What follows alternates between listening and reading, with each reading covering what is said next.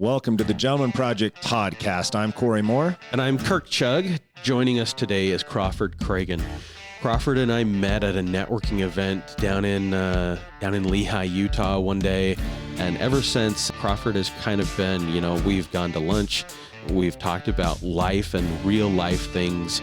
And Crawford has opened up some of his fatherhood story to me. And you'll enjoy his story today as you listen to the podcast. You'll feel a connection with Crawford today, even through the podcast. Super, super nice, kind gentleman. He's done a lot of things in his professional life. We'll let him kind of touch on some of those things. But welcome to the podcast, Crawford. Thank you. It's nice to be with you today. So, Crawford, tell us a little bit about family and professional life so that everybody can kind of get a background of who they're listening to today. Well, it's always fun when people say, tell me what you do. We all jump to our professions, but for me, I'm a father of 7. 7 kids. And, 5 of them are connected, met, hitched, matched, married, and 2 are looking, one more available than the other. And we have 13 and a half grandchildren. So you're the president, and you do a consulting company now after your professional career in corporate America, long history in banking, and now Northbound Leadership is his company. He coaches a lot of very high-level, high-performance CEOs on more than just business, right? Yeah, so when I finished my banking career, and the short version of that is I helped start banks. And for context, I started 4 banks. The last 2, I was the president and CEO, and probably the thing that I find most fascinating is I was the first employee of both of those banks and grew them from nothing and went through that whole process. And that's a fun story because of all the business experience. And about 4.5, 5 years ago, I decided that it was time to give back and was really, really interested in kind of helping people get through what no one helped me get through. And really that's the fears, the self-limiting beliefs, the judgments that we have inside ourselves about ourselves. And most importantly, that we let outcomes determine if we're successful or not. And what I mean by that is not that outcomes don't define us success, but they aren't us. Mm-hmm. But no one told me that. And so I lived much of my life in fear of failure and a lot of other things. And so I started Northbound Leadership, and the name is, maybe what it sounds. I mean, we all want to be headed north, but we're all on a journey. And the journey's where the joy is. And so I work with high-impact leaders. We work on their business, and we work on their lives. And my real objective is to help people get the life they want. And usually they have to deal with the life they've got. And so that creates 2 parts of the business. Is what do you want? What do you want to create? And where are you now? And how do you get from here to there? It's really that simple. Well, that's kind of the concept behind what we're doing here on the podcast. Everybody has to kind of take an inventory of where they are as a parent, what they're doing to, help further the legacy of their family, what's their goal, where they're going based on the circumstances that they have. You don't get to choose the personality of your kids sometimes. You never get to choose the personality of your kids, Kirk. And I will say this, that I've never yet had anybody come in to work with me on a business basis where we haven't ended up working on what's going on inside of them and what's going on inside the walls of their home and in their relationships. And one of the things you learn, and maybe I wish I had learned this when I was 20, 25, and 30, is how you show up in one part of your life. That's how you show up in every part of your life. Mm-hmm. You really can't create these compartmentalized things where here's how I'm going to be as a business leader, here's how I'm going to be as a salesperson, here's how I'm going to be at work 8 to 5, or for most of us 7 to 7, right? And, then I'm going to go home and be different. And we kind of take who we are with us, and that's because who we are inside is who we are. And so most of my work ends up being inside work, which sounds kind of funny, but there's this outside game. Do we build buildings? Do we sell clothing? Do we start a bank? Do we, make loans and take deposits? Those things are interesting, and they have all of these outside measures of success. And so if we're not careful, we become those outside measures of success. And so people say, so who are you? And we begin to tell them about our success measures, we point them to LinkedIn or a resume back in my day, and we think that's who we are. But what's going on inside? That's who we really are, and that's how we show up for our families. And that's important, is what's going on inside of us. And so we breed in our children some of the same fears, the same judgments, the same self-limiting beliefs that we carry.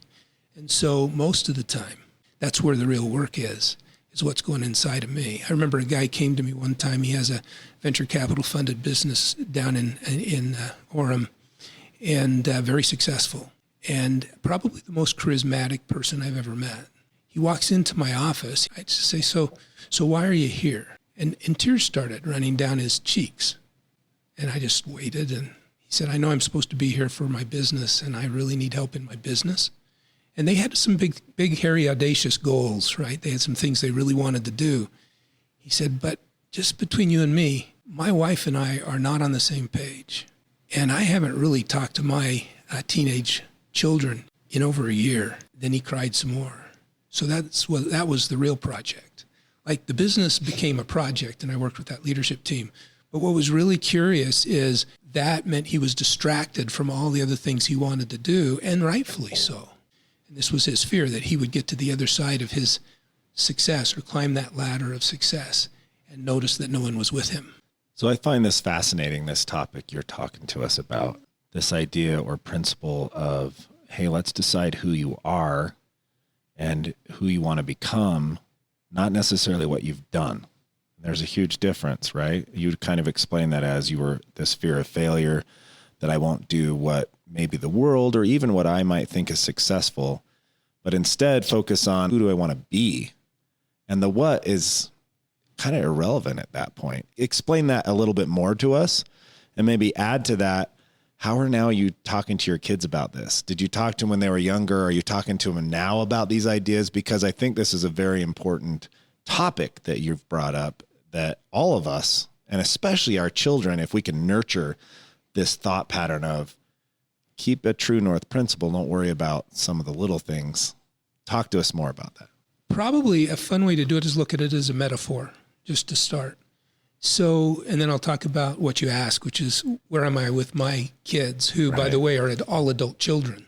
Like, we're empty nested this last year, and we have our youngest having a baby. Right. So babies having babies, that's an interesting transition, and we can talk about that. But I like to look at it as a hurricane. So usually you can tell with some simple questions if people live in the hurricane or in the eye, just by listening to them.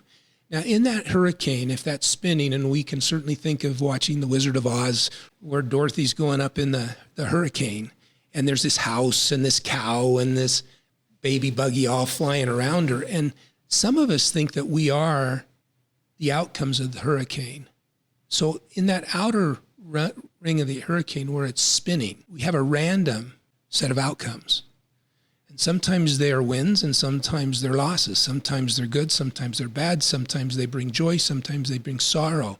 And in fact, I would argue that in life, we're supposed to have all those things, right? And so if we live in the random hurricane of outcomes, and we're our outcomes, then we start to be different in our business, and we start to be different in our families.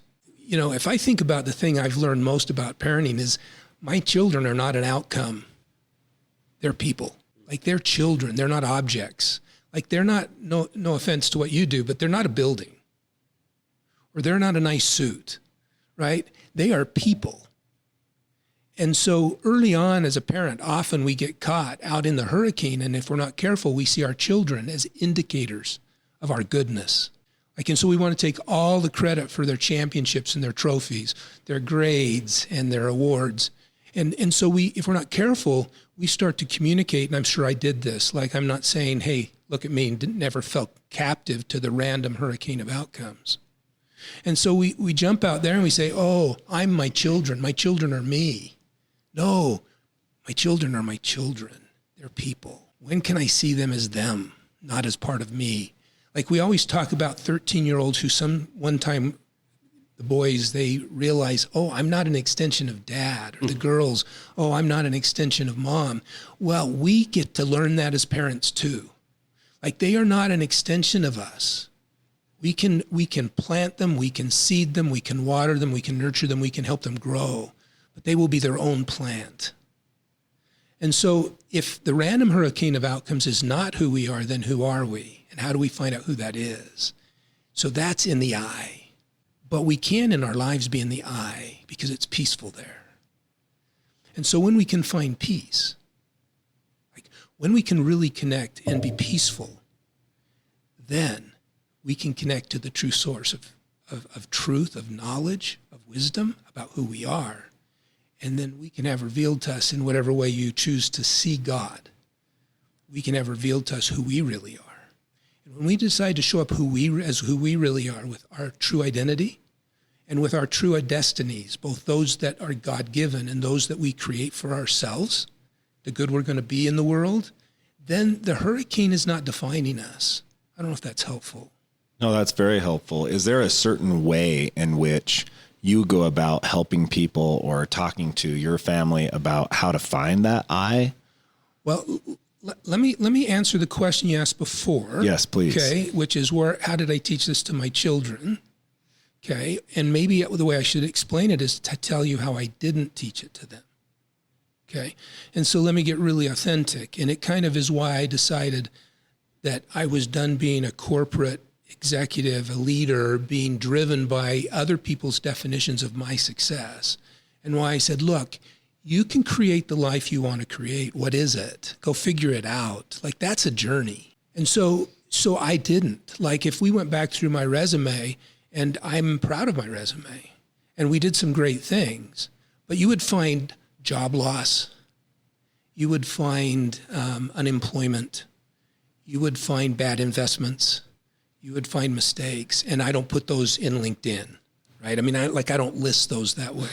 And if somebody wants it, I have actually a resume, a roadmap I've created of my career with all the broken pieces. And I share it with people. Why? Because that's where the work got done. Like, we don't learn much in success. Amen. We learn a lot in the struggle and the wrestle and whatever. So anyway, how did I teach it to my children? I taught it to my children first by not doing it all that well. There was no book given to me. Mm-hmm. So what did I bring? I brought the book of my father. I brought the book of my mother. I brought the book of other wise men and women. And so in that sense, I brought a lot of good. But they'd learned it too. One of the things that's a really powerful thing, I've shared this with you, Kirk, is something I learned from an 18-year-old. I'm rambling back to your question. Is that okay? It's beautiful. And so when my daughter, my oldest, was 18, she got this award in our church, and it was a Young Womanhood's Award, and it was a really cool thing. And so this was one of those times that they wanted to recognize her and a couple of other women. And so these young 18-year-olds graduating from high school were going to speak in a meeting for all the younger girls to kind of show them, hey, here's exemplary people that you could be like. And she was, and she is. So they said, look, we'd like the fathers to introduce their daughters, and you have 1 minute. Well, you can tell already I'm not short on words, and 1 minute would be difficult. I haven't even answered your first question, right? And so my daughter came to me really nervous. I mean, if you could see sweat running down her face, she was pretty sure I was going to use all her time. And so she made it pretty clear, hey, Dad, this is not your show. Like, you have 1 minute. You can introduce me, say whatever you want, but at 1 minute, I'm going to push a button and you're going to fall through the floor. Hey. She'd have done it if she could. So I prepared my 1 minute, and it was my turn, and I got up and I presented it, and right at 1 minute, I'm done. And so I sit down, and she gets up, and she's got her notes in her hand, and she was an English major, a writer, so you can expect a good talk is coming, right? A good speech, a good lesson to learn at 18. She puts her notes down on the podium, and she says, I'm going to go off script for just a minute. Well, first of all, she's not an off script person. And second of all, she had her 5 minutes or 7 minutes or whatever they're assigned to her, so she's going to give some of that up. And she said, that was my dad. Don't you think I've raised him well? Pow. 18 years into parenthood, 20 years into marriage, and I get the big lesson. Like, somehow we as parents think that we were given children so we could teach them how to be good adults. But God had the wisdom to know that the only way to create a good father was to give them children. There is no other way. I mean, they are the way. Like, they are the instructors. So how did I learn? I learned from my children. And so 20 years in, and I've been married 40 years in December, and 20 years in was the first time I had this revelation that my children were my teachers. So how do I teach my children? Well, I teach my children by becoming teachable, by being on the journey, not the expert. Like, we live this whole life, even that random hurricane of outcomes suggests I'm the end. We are not our end, we are our journey. Like, that's everything. Being in the journey is how we transfer whoever we are to our children. So we get into the I. Like, I'm mixing the metaphor, but it's important here. We want to come to the center. The more we get away from our outcomes defining our goodness to our being defining our goodness, we are the good we bring to the world. Therefore, we're the good we bring to our children. That's the only thing we bring, is who we are. Like, that's all they get. You only teach one thing in life. That's who you are, not what you do. Is that helpful? Yeah, I love that. In fact, I had some youth last night that I was talking to, and we were talking about, they were 15, 6 or 7 youth. And I said, look, you're 15. Between 15 and 25, you're going to make a lot of decisions, major life-altering decisions. Right. Career, marriage, friends, dating, college, you name it. There's so much that happens in the next 10 years for these 15-year-olds. And then at 15, you're not thinking anything about that. You're just having fun, playing sports, thinking about girls, whatever, right? And I said, to your point, I said, look, guys, if you know who you are and who you want to be and the character, if you have your center, you call it, right? If you have the center, those decisions become way easier. Who you're going to date, who you're going to marry, if you're going to give service, every decision that comes at you, you can now say, well, who am I? Let's think about that first. And then I'll make a decision based on that true north principle. Right. So similar to kind of what you're talking about. I love that. I just talked to a guy, his name's Brock, don't know him very well. He graduated from the University of Utah in marketing. Brock's story is pretty interesting because I did a presentation for a venture capital group, and he was an intern there, and they asked me if I'd speak to all their interns, which was kind of a fun thing to do. That's like investing in clients 20 years from now. So Brock, he says, I don't know. There's this thing that my resume or my degree, my parents therefore think I should do, that's success. But there's this other thing I really like to do. And because someone here probably knows Brock, I'll be really careful. But Brock's a musician with a marketing degree. And what do I do? So Brock is in the middle of what you just said, this decade of decisions, right? There's this period of time when so much track is laid. I meet with Brock this afternoon, actually. I just said, yeah, Brock, let's spend some time. Like, it's just great. He says, well, I can't pay you. I said, I didn't ask you to. I offered you time. Like, if I offer you time, you don't pay. Right? And so he's coming. And so he thinks there's this magic that's going to happen in this meeting, I suppose. And I'm going to ask him 2 questions. And he's going to go home with homework. And the first one is to complete this sentence. I am ... right? Like, we could do that here. Like, that's really, really an interesting exercise. Like, the first time's a little bit like a list. And then later we put some words around the list. And we'll come back to I am. And the second one is my purpose is. So those 2 things are in the center of the I. No, none of them have to say, neither of them say my outcomes will be. I am a father. I am a son. I'm a brother. Mine starts with I am the son of an almighty God who loves me. With my children, I will say I've always lived that. Like, far from perfect. They will tell you. In fact, a couple of them said, could we please come? Right? Like, we got stories to tell. But at the end of the day, I want my kids to know I know who I am.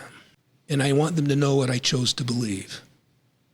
And I want them to know that whenever I didn't live up to what I believed, I course corrected. That's what I want them to know. And it was okay. And because it was okay for me, then why in the Sam Hill would I make it not okay for them? Like, if I got the benefit of course correction, then why wouldn't I generously, mercifully, gracefully offer it to my children with no holding back because it blessed me so much. Like, now that's interesting, because that's all in the eye of the storm. It's not on the outside, looking at the outcomes, because it's a journey. I don't know what I did right, but I know some things I didn't do wrong. And one of them was I didn't say to my kids, course correction is too late. Like, we have this saying in our family, and we don't have a lot of sayings. We're not big mantra people. But one of the things I say to my kids all the time is, to this decision, you can take it back to your 15-year-olds. Spend the most time available making the right decision, and then spend the rest of your life making that decision right. None of our decisions are right at the beginning. Like, ask my wife. She's still 40 years into this decision. It's not right yet. Like, each morning we get up and we say, okay, do we choose to be married together, with emphasis on together? Like, are we in this together? And so although we've made a lot of mistakes along the edges and in the middle, like my kids, you can ask them, they will never question if I love their mom. They will know 3 things if they know nothing else. I love God and I try to serve him. I love their mom and she's number 1. And I love them and I'm there for them no matter what. And course correction is not optional. We will be doing it together.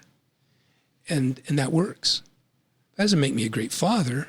It makes me a great hiker, a great journeyer, a great traveler, right? Because I'm in the wrestle, I'm in the struggle, I'm in the walk. Is that helpful? There's some really good questions to ask yourself in there. Like, what would your kids say about you? What are the 3 things that your kids would say, I know this about my dad or my mom?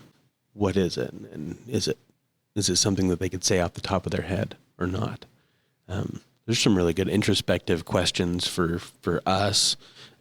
Selfishly, the podcast is great for me because I get the benefit of hearing all of this multiple times. But as a listener, like take some personal inventory. Those are really good introspective questions that we can ask ourselves. My daughter-in-law, so I have 3 daughters-in-law. At this particular time, she had just joined in our family, and she came for the first Christmas. And so she observed Christmas. And our Christmas is bereft with tradition. Like my wife, she does it all. My daughter-in-law said, so you kind of let your wife do Christmas, right? Like, it's not your thing. I said, well, that's not really true. She says, well, what do you mean? I says, well, if you pay attention, you'll notice there were 3 things. I said, I'm just going to tell you, and then I want you to watch for the next 20 years. She said, okay. I said, so there are 3 traditions that are mine. And then I told her, I said, we get up in the morning. And unlike every family that you know, which is to the dread of my children and all of the people who marry in, we get dressed on Christmas morning. And the first thing they do is they come and sit on the stairs. And when they're all there, we go in by the tree and we kneel down, because we don't ever want to make a rush to the foot of the tree before we make haste to the feet of the Savior. And so we kneel down and we pray to him. So I said, that's a tradition. We've been doing that for I love that tradition. 35 years. Cool. And for 35 years, my kids have known on Christmas morning, the thing that matters to me most is my relationship with God. That was the number 1. That's number 1. Number 2, we run into the stockings, and there sitting on the counter will be a double-leg pantyhose stuffed to the tees with things for my wife.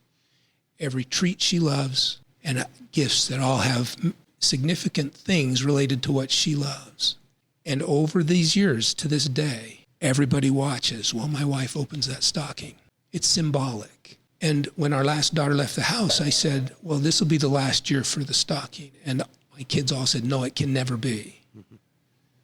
Because that's how we know that mom is at the center of your world. Lesson number 2. Lesson number 3, over on our kitchen table. And we'll spend, unlike most families, we'll spend an hour to 2 hours with our stocking. There'll be a stocking on each chair for each child. And mom does all of Christmas, but dad does the stockings. And in each of those stockings will be something handpicked by me for them based upon our conversations over the last year. That will mean something just to them, where they'll know I saw them and I heard them. And I've done that every year so that they'll know. That's just symbolic, but they'll know that I see them. And that's your number 3. And that's number 3. So even though it sounds manufactured here a little bit, like, oh, that was too simple and that's too easy, that's actually how it played out. And so I told this daughter-in-law, I said, you're going to see this. Like, my life is built around those three things in my family. I recognize God, I love their mother, and I see them, which is an interesting thing. I see them. Like, not, I'm here, I provide for you, which is all great. Like, you know, I got you to all your activities, I got to all the ball games, the concerts, the recitals, the performances, did all that. But the question that kids have, remember, my kids are 15 years apart, 37 to 22. And the question is always way down deep. And you think about this, everybody listening, and your father and your mother. Do they see me? Can they see me? That's the question in my mind, is do they see me without judgment for who I am? It's great. I think all the listeners could ask themselves a couple of questions, like Kirk was saying, is, are you seeing your kids for who they really are, for who they want to be? You know, like you said, do you really know them? Do you see them? And do they know that you see them, right? That's a good question. And the other is, I like what you said, Kirk. I'm going to ask myself, if I were to ask my kids, what would they say my focus is? You know, similarly, for sure, they would say that I put my wife first. Yeah. But what else would they say? Yeah. You know, and I think it would be a little bit different than yours, but somewhat similar. And, but anyone, that's a great reflective question. And if you don't like the answer to that question, you can change it. Yeah. And you might, in the hundreds and hundreds of conversations that I've had with dads over the years, I've asked them, what did your dad teach you? I'm not sure how to extrapolate what this means, but the number one answer I always got was, my dad taught me how to work, which is a great thing. When I said, the follow-up question to that is, how did he teach you that? He said, well, he was always working. By him committing so much of his life and time to his work, the message that a kid gets is, that's the most important thing. I found it a little bit disheartening, and one of the reasons that I started the Gentleman Project was so that answer would change. Because I don't think that a kid's number one answer off the top of his head when he's an adult thinking about his dad should be, my dad was always gone, or my dad prioritized work above me. I hear you. Yeah. So it's kind of an interesting question, because I think hard work is at the core of really teaching a kid how to be successful. And that's a great thing to teach a kid. But I think their real answer and what they were really trying to say was, my dad wasn't around as much as I wanted him to be. 2013, I sat down and I started to write the answers to this question. I am, and my purpose is. So without overkilling this, I mean, these are great questions. So I sat down and I asked myself this simple question. So I went through and I said, okay, what are the relationships that matter to me? So on that list of relationships that I had my relationship with God or deity. I had my relationship with my wife. I had a relationship with my parents. I had a relationship with 7 kids and the in-laws, my grandkids. And this question was simple. What will they say about me when I die? And if I say you only have 4 sentences, like you only get this much space, so get it down, and you begin to wordsmith that. And again, you write the best you've got, and then you take it and you humbly say, is there more? And that question, and then you craft it. That becomes powerful. And then I did this thing, and it was really scary to me. It was, are you on schedule? Are you ahead of schedule? Are you behind schedule? Now, it's interesting that none of those things that I wrote said, my dad was a great banker, started 4 banks, ran 2 of them for 14 years, started a coaching company and coached CEOs throughout the world. None of them said that. They said things like, my dad taught me how to be a good father. And he taught me to see my children and to hold them close so that they would never question that I was there for them. That was my wish for one of my sons. All 7 were different because they'd had different life experiences. And some of them were ahead of schedule, but most of them were behind schedule. Explain that a little bit more, the schedule thing. Yeah, so all that means is, let's not give ourselves grades A, B, C, D, but if it had to end today, could they say it today? In 2011, we had some hiccups in our family that took us to our knees, like literally almost destroyed us, which prompted my journey saying, because I got into this thing of what's wrong with me? What did I do wrong? I'm not sure I did anything right or wrong. I know there's some things I didn't do. So I started saying, so if it ended today, is this how I would want it to be? And the answer was no, it's not how I would want it to be. And now that I'm in this new phase where professional success is more of something in the rearview mirror, and now I'm just ministering or serving or loving people, helping people become the people they want to be, which I love, and it's part of my identity statement. Life lessons are of no value if not shared with others. It sits right in my identity statement, my purpose is. It's written. I wrote it in 2013. I'm living it today. And so the real question is, as you write these things, the question is, are you leaning in yet? When we write things, the power of words is then we can lean into them and we can live up to them. And so the real question is, am I leaning into it and living up to it yet? Am I on schedule? Because the journey's not over. So there's no reason to say I'm an A, B, C, D, especially given our metaphor here in the U.S., suggested an A, B, C, D, that we're done. Like parenting's never done.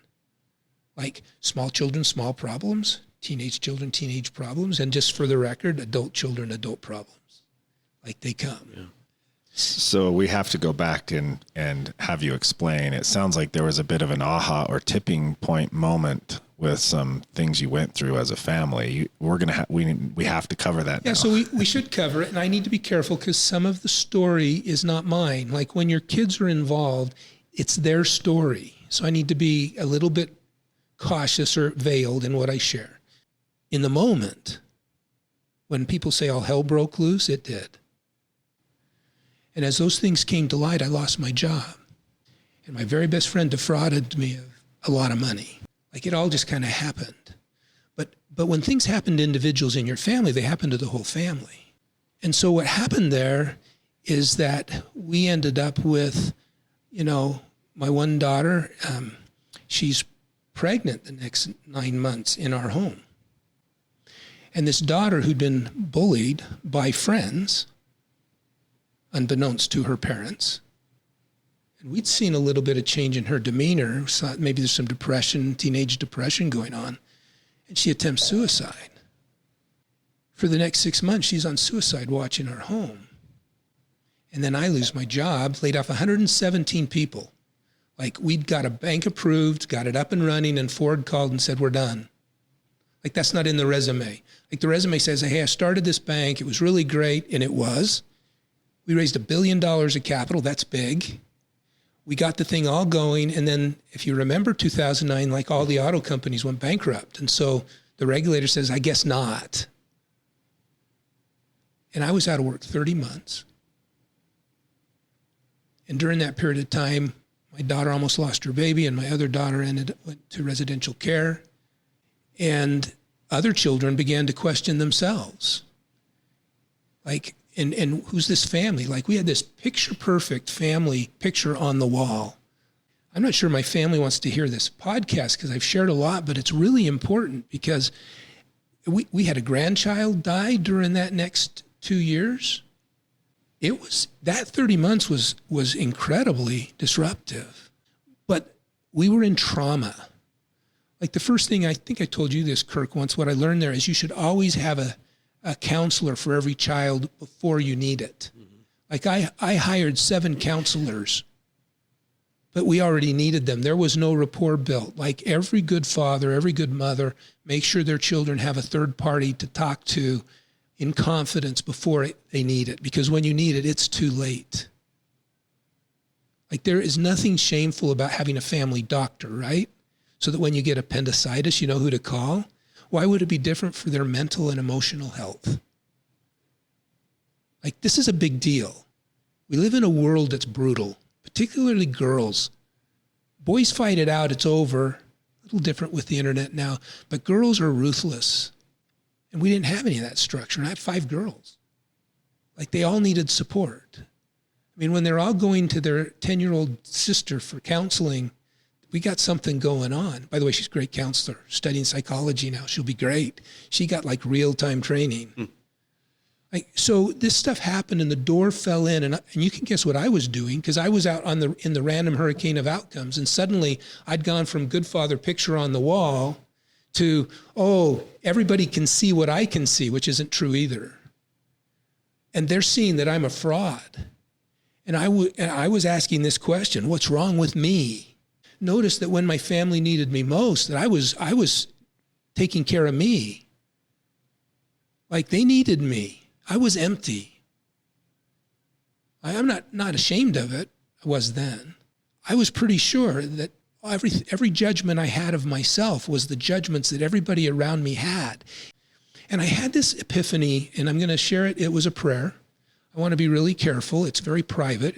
I'm happy to share it. I just won't share all of it. And I prayed different than I'd ever prayed before. Because there's a step they don't teach us when they teach us to pray. Like, by the way, when you're in trauma, like when evil kicks in the front door, expressing gratitude is hard. Like, so I'm sure I tried, but I kind of skipped that step. I went right to step 3, the one they don't teach us, and that's where we bust our guts and get real with God. And so I remember this day, I said, hey, it's broken. That picture's a lie, and I'm really sorry. It's a lie, but I thought I was that, but now I'm this. And a little ways in the prayer, I realized all I was praying about was my pain, not the pain of my children. And so in this moment, when I got past the, what will people think of me pain, like if you kind of make that list, like that I shared before, like that's not the stuff we put on social media. Like it's all the other stuff.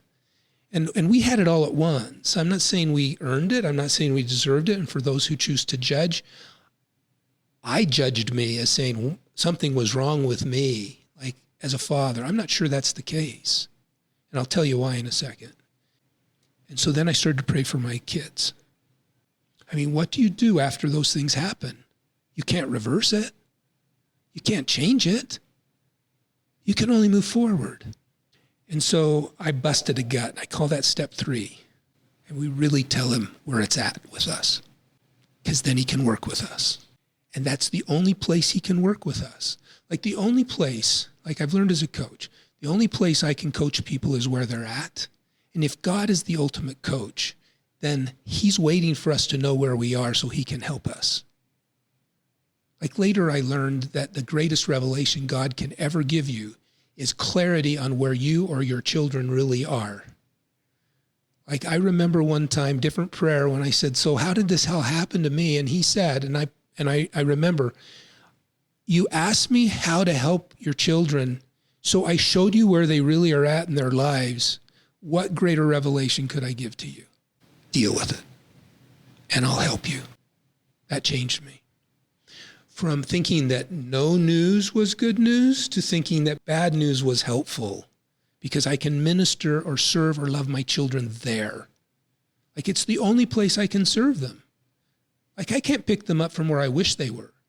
I can only pick them up from where they really are. It would be like saying, hey, I broke my leg skiing, and I say, I'll meet you at the beach. Like that just doesn't work. Like I got to go to the ski slope. And so in this process, like I'm in this prayer, and I came to this funky spot. Like there is this spot in our prayer where we get to say, hey, you can ask God for anything. And so I said this in my prayer. I remember the words. I don't know what to ask for, but if you tell me, I'll ask for that. I'd never asked that prayer before. That is a scary prayer. The words were clear. Pray to see them the way I see them, not the way you see them. And here's the truth. I saw them as broken, and God didn't. I didn't know what to do with them, and God did. Because they were his children first. Like they weren't my children first. They were his. He knew them. He could see them. And the great gift that he will give to a parent, a father, is to be able to see your children and meet them where they are. And he will do that because he entrusted them to you. That's a fantastic story. Thank you so much for sharing that. you've blessed us with a lot of very raw and emotional things that you've gone through as a dad. And I know that it's going to help somebody that's listening to the podcast who's striving to be a better person and a better father, a better parent, a better brother, a better son, a better friend. But we always end the podcast by asking our guest what they think it means to be a gentleman. I thought about that question because you'd sent it to me, and so I had all this time to prepare, and I thought, what is that really? I know there's a lot of things you could say, but I think a gentleman sees people. I really think they see people as people. And then they do what needs to be done based upon what they see. A gentleman is with people. I call it be with, see me. A gentleman is with people as people. He sees people. And when he's with and sees them, he hears them and he feels them. And then he acts according to whatever that requires. Because that's what a gentleman does. That's my answer. I like that definition. That's awesome. Thank you so much for being with us. You've been a fantastic guest, and I'm going to listen to this one many times and listen to it with my kids, and it's going to change who I am. So thank you very much. Well, it's been a pleasure to be here. Thank you. Thanks, Crawford. Join us next week as we welcome a new guest. Hopefully you got a lot of value out of today's conversation. If you like the podcast, please like and subscribe to it wherever you get your podcasts, and share it with a friend if it brings value into your life as part of your balance and your rhythm in your life. If it's something that's brought value to you, please share that with somebody. Thanks again, Crawford, for joining us today, and thanks for all of our listeners for joining us. We'll talk to you next week. Go out and make it a great week.